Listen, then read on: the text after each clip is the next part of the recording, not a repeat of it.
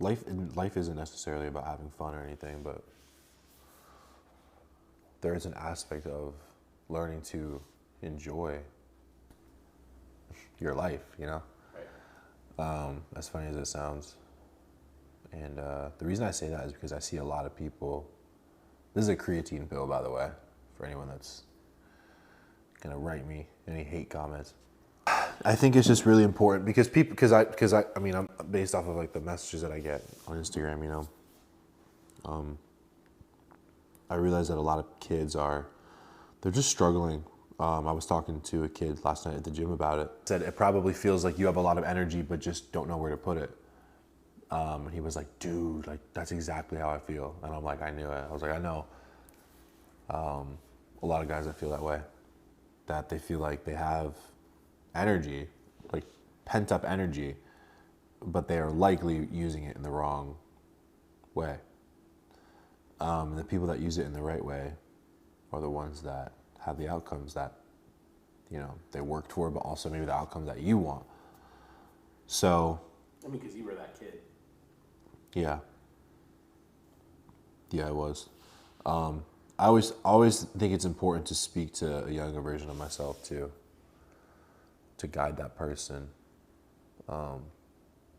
Because really, that's, as weird as it sounds, you know, as personal and special as your situation feels, a lot of people experience almost the same thing.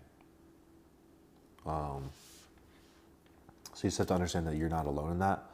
But honestly, at the end of the day, like what it comes down to is just like, I see a lot of guys do this too, is complain too much. And it's like they're complaining. First of all, like if you want to be like a winner, or you want to be successful in anything, you can't complain. Like you just can't. Anytime you're complaining, you're literally doing the opposite of what you should be doing. It's like it doesn't serve you at all. It only like takes away from you.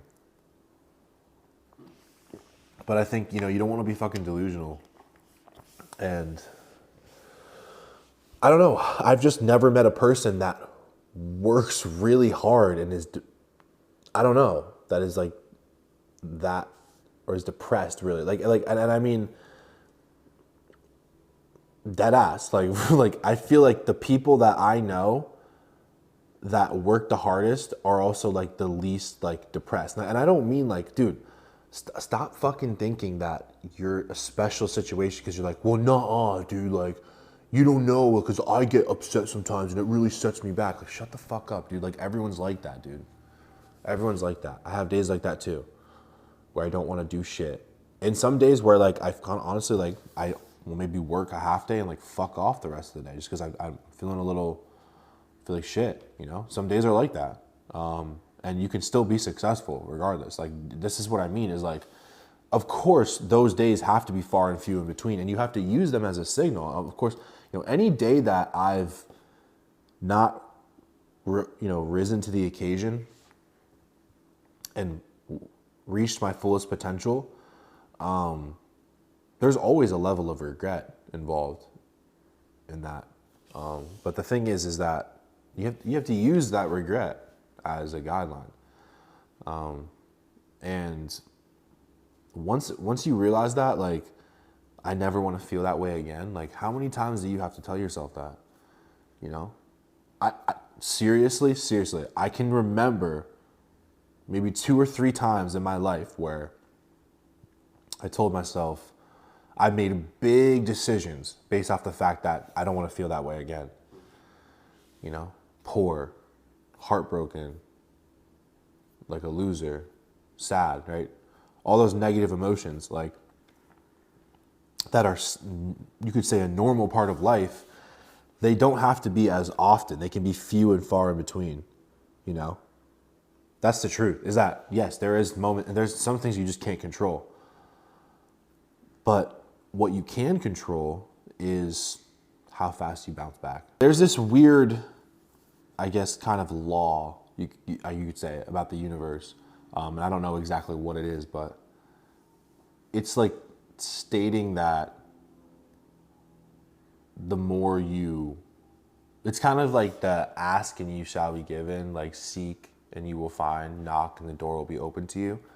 Now for you, you don't have to be religious to know that, okay, that's in the Bible, but regardless, that is a very spiritual like thing to do that you might not realize, because people don't understand that. Like you said something yesterday, Pablo, about, I think you said Mike or Pat said this. He said, if you can hold it in your head, you can hold it in your hand. Mike said something like that. And people don't realize how spiritual that is because I believe that spirituality is very much rooted in creating and manifesting real things out of ideas. Okay?